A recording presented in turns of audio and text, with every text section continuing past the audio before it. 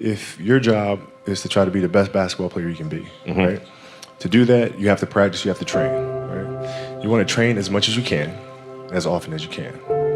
So if you get up at 10 in the morning, train at 11, right? 12, say 12, train at 12, train for 2 hours, 12 to 2. You have to let your body recover. So you eat, recover, whatever. You get back out, you train, start training again at 6. Train from 6 to 8, right? And now you go home, you shower, you eat dinner, you go to bed, you wake up, you do it again, right? Those are 2 sessions.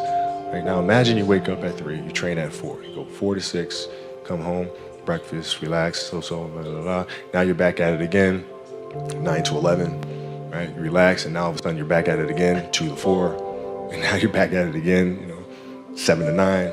Look how much more training I have done by simply starting at 4, right? And so now you do that, and as the years go on, the separation that you have with your competitors and your peers just grows larger and larger and larger and larger and larger. And by year 5 or 6, doesn't matter what kind of work they do in the summer, they're never going to catch up because they're 5 years behind. Right? So it makes sense to get up and start your day early because you can get more work in.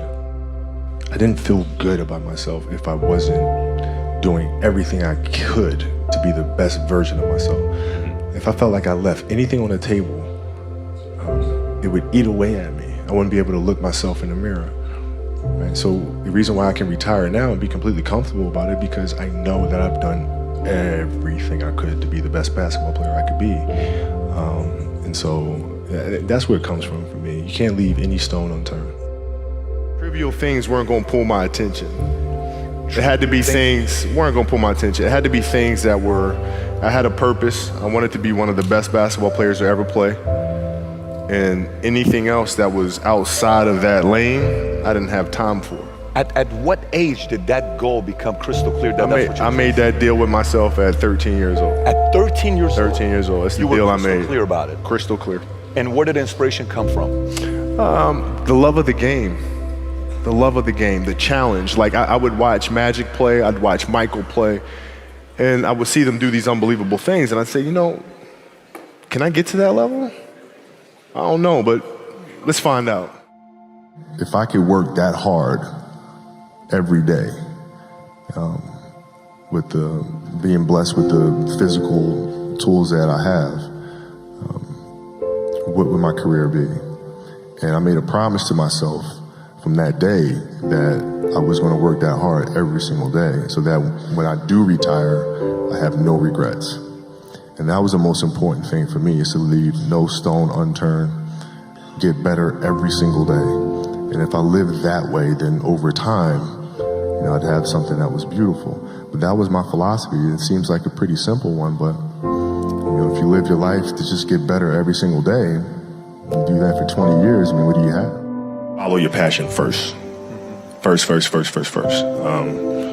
I retired from the game, I sat there asking kind of all the wrong questions. What's the biggest industry I can get into? And it's all the wrong stuff. And you got to sit there and ask yourself, okay, what am I truly passionate about? What do I enjoy doing? And when you feel that way, honestly, you feel like you've never worked a day in your life. It's the most fun thing in the world. You get up in the morning excited about what you're doing. And you got to be really honest with yourself about it. If you wake up in the morning and you're dreading going to work, dude, do something else. Right. Do something else. And those are hard decisions to make. But when you make those decisions, it's a very liberating experience. And you'll find out that the rewards will come. Basketball for me was the most important thing. So everything I saw, whether it was TV shows, whether it was books I read, people I talked to, everything was done to try to learn how to become a better basketball player. Everything. And so when you have that point of view, then literally the world becomes your library to help you to become better at your craft. The competitiveness that I bring to work every day is really helping people, in a sense, be competitive with themselves. Right? If you're animating something, or you're writing a screenplay, or you're composing a piece of music, is that the best you can do? Right? Don't ask me. Don't say, okay, do you approve? Don't ask me. I'm not the musician. I'm not the composer. You know. Right? So the competitiveness is more from an individual perspective. Is this the best you can do? And if the answer is yes, then off we go. We talk about this often, and we always talk about the fact that you can learn a lot more from the failures than you can from the successes. And you have to figure out where those landmines are, and then how to best avoid those, or help entrepreneurs, and ourselves included, figure out the clues of where those landmines are. You know, not that you're going to avoid all of them, right? But it's also, when you do step on one, figuring out, okay, how do you recuperate? How do you balance back and pick yourself up? Dreams they should be pure. I think a lot of times, when we're born into this world, we actually wind up going backwards. And it seems like the more we mature, the more responsible our dreams become. And the more governors we put on ourselves and our ability to dream and to reimagine.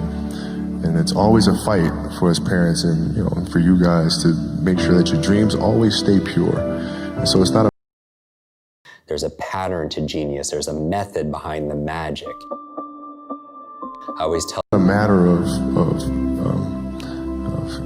pushing beyond your limitations or expectations. It's really a matter of protecting your dreams, protecting your imagination. That's really the key. And when you do that, then the world just seems limitless. Passion came from the love for the game. I loved everything about it, like the smell of the ball. You love the smell of the ball? Yes, the ball. The smell of like brand new sneakers, like the sound the ball makes when it hits the ground. Yeah, the ball going through the net, like all those things I love. And so the passion comes from that, because once you have that love, you just want to be a part of this thing all the time. I think the best way to prove your value is to work, is to learn, is to absorb, to be a sponge. But you always want to outwork your potential. As hard as you believe you can work harder than that. If your practices aren't more competitive than the games themselves, you're doing the wrong thing. Mm-hmm. And most of these teams and coaches have gotten into a mindset of resting players. Mm-hmm. Oh, it's too much. We're not going to practice light day. Phil never gave us a light day. Mm-hmm. There's no days off. You show up and you work. You practice. Yeah. And practices are going to be worse. They're going to be more physical. There's going to be more trash talking, and I'm going to let you know, right? Yeah. If you didn't show up today, I'm going to let you know. Yeah. And it's going to be embarrassing, and you're going to hate it. But when Game 7 rolls around, the NBA Finals, you will be prepared. Rolled my ankle really, really bad. I came back, finished the series, but I couldn't touch a basketball until mid-September, which was driving me crazy because I couldn't train. Mm-hmm. But I looked at, this was like the 10th time I rolled my ankle in one season. So I'm looking at that and I'm saying, okay, I got to address that. And so being that I couldn't get on the basketball court, what I did was I took tap dancing lessons. Okay. No kidding. I took tap, and tap was like the best training for me in the world because it strengthened my feet, it changed my rhythm and my approach to the game. I was able to change speeds when I came back the following season. I think dancers put way more strain on their body than athletes do.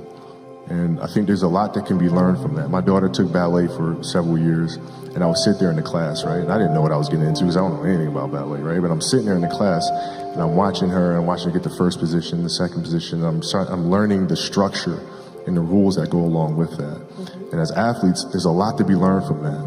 Because if you simply go out there and perform and play, yeah, you'll be great every now and then.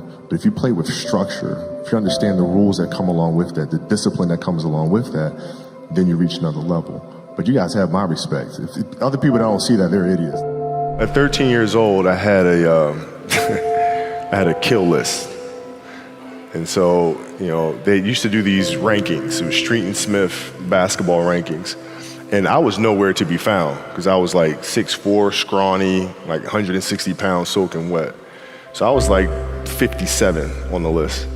And so I will look at 56, 55, all the way up to number 1, who these players are, what club teams they played for. So when we go on an AAU travel circuit, I got to hunt them down, right? And so that became my mission in high school, is to check off every other person, all those 56 other names, hunt them down and knock them down.